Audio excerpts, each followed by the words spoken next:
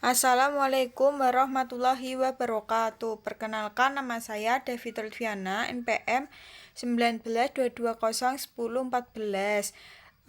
dari kelompok 4. Di sini saya akan mempresentasikan laporan diskusi kami tentang ruptur uteri. Ruptur uteri secara klinis terjadi setelah persalinan sesar sebelumnya dan merujuk pada gangguan lengkap dari semua lapisan uterus, termasuk serosa yang menyebabkan perubahan status ibu atau janin. Sebagian besar ruptur uteri berhubungan dengan uji coba persalinan setelah kelahiran sesar. Sebagai komplikasi yang jarang terjadi, pengetahuan terkait dengan faktor resiko tidak terlalu akurat. Kemudian ruptur uteri merupakan suatu kegawatan yang sangat mengancam nyawa ibu maupun janinnya. Parut pada uterus merupakan faktor resiko penting terjadinya ruptur uteri. Pada kasus parut uterus dapat disebabkan oleh tindakan operatif di bidang obstetri. Kemudian definisi ruptur uteri merupakan robeknya dinding uterus pada saat kehamilan atau persalinan pada saat umur kehamilan lebih dari 28 minggu.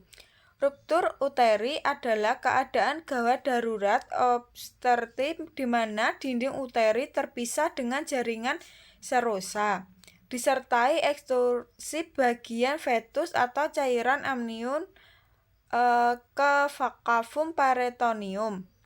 Penyakit ini bersifat fatal bagi ibu dan janin bila penata laksanaannya terlambat. Kemudian etiologi ruptur uteri yang pertama yaitu ruptur uteri spontan atau non-violet. Merupakan ruptur uteri spontan pada uterus normal dapat terjadi karena beberapa penyebab persalinan tidak maju. Persalinan yang tidak maju dapat terjadi karena adanya rintangan, misalnya panggul sempit, janin dalam letak lintang, presentasi pantat, hamil ganda, dan tumor pada jalan lahir. Kemudian yang kedua yaitu ruptur uteri traumatika atau violet. Faktor trauma pada uterus meliputi hidrosefalus, makrosomia, kecelakaan, dan tindakan. Kecelakaan sebagai faktor trauma pada uterus berarti tidak berhubungan dengan persalinan pada abdomen. Tindakan berarti berhubungan dengan persalinan proses kehamilan. Contohnya trauma proses kehamilan. Misalnya versi ekstrasi forceps, alat-alat embriotomi, manual, plasenta, dan dorongan. Ruptur uteri jaringan parut yang terjadi karena adanya lucus minoris pada dinding uterus sebagai akibatnya adanya jaringan parut bekas operasi. Yang ketiga yaitu histerektomi, yaitu seksio cesarea klasik 4 kali lebih sering menimbulkan ruptur uteri daripada parut bekas seksio cesareo profunda. Kemudian yang keempat, di perut bagian bawah teraba uterus kira-kira sebesar kepala bayi. Kemudian kelima, denyut jantung janin atau DCJ biasanya negatif atau bayi sudah meninggal. Kemudian yang keenam, terdapat tanda-tanda cairan bebas. Kemudian yang ketujuh yaitu kejadian ruptur uteri telah lama, maka akan timbul gejala-gejala meteorismus dan mens muskular yang menguat sehingga sulit untuk meraba bagian-bagiannya. Kemudian tanda dan gejala yang pertama yaitu pendarahan dari vagina yang berlebihan. Kemudian yang kedua yaitu munculnya rasa sakit yang hebat di sela-sela kontraksi. Ketiga yaitu kontraksi yang melambat dan kurang intens. Kemudian yang keempat nyeri perut yang abnormal. Kelima yaitu kepala bayi berhenti terhenti di jalan lahir ketika proses persalinan. Yang keenam, munculnya rasa sakit yang tiba-tiba pada bekas luka rahim yang sebelumnya. Kemudian yang tujuh yaitu kekuatan otot rahim menghilang. Kemudian yang kedelapan, nyeri di bagian perut bawah. Kemudian nyeri pada saat ditekan, gelisah, dan pernafasan cepat segmen bawah.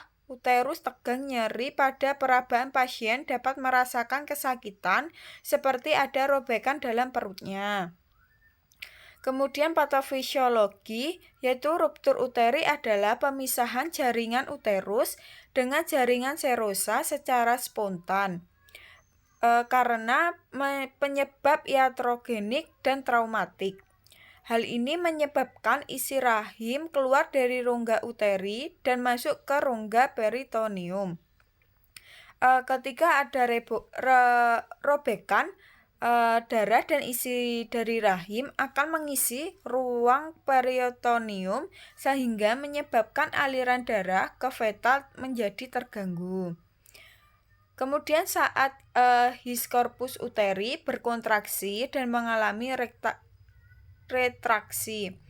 Setelah itu dinding korpus uteri atau segmen atas rahim menjadi lebih tebal dan volume korpus uteri menjadi lebih kecil.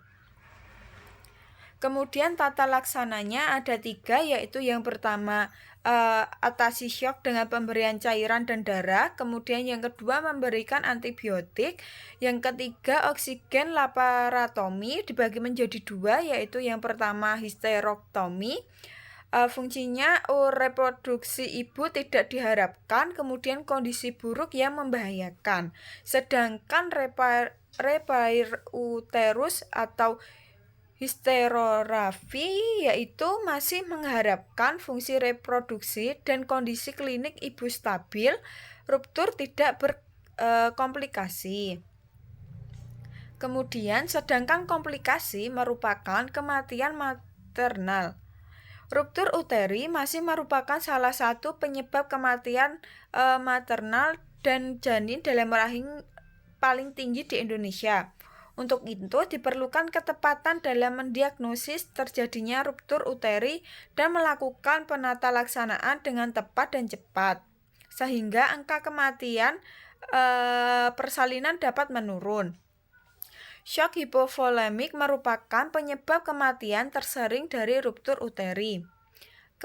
Ketepatan dalam mendiagnosis dan rujukan tepat waktu ke pusat kesehatan diharapkan dapat membantu menurunkan angka mobilitas akibat ruptur uteri. Komplikasi yang lain dapat ditimbulkan dari ruptur uteri adalah disseminate intravascular coagulation atau DIC dan septikemia. Kemudian pemeriksaan labnya ada 3, yaitu hitung darah lengkap dan asupan darah batas dasar hemoglobin dan nilai hematokrit dapat tidak menjelaskan banyaknya kehilangan darah.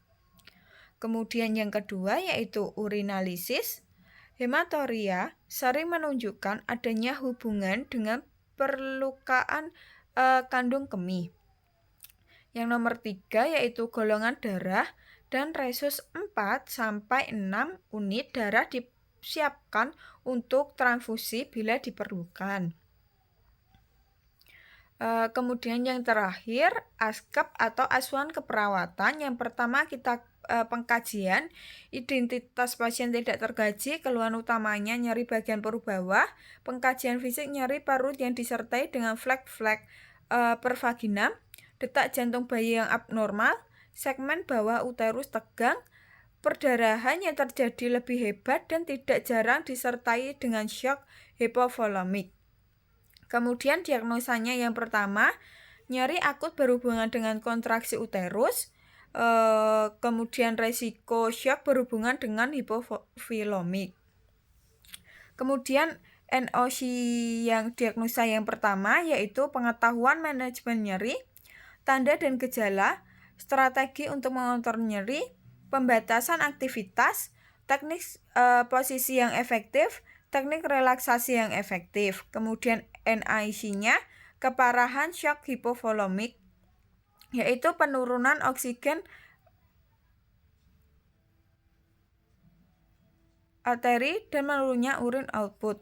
Yang keparahan shock hipovolemik yaitu NOC diagnosa yang kedua.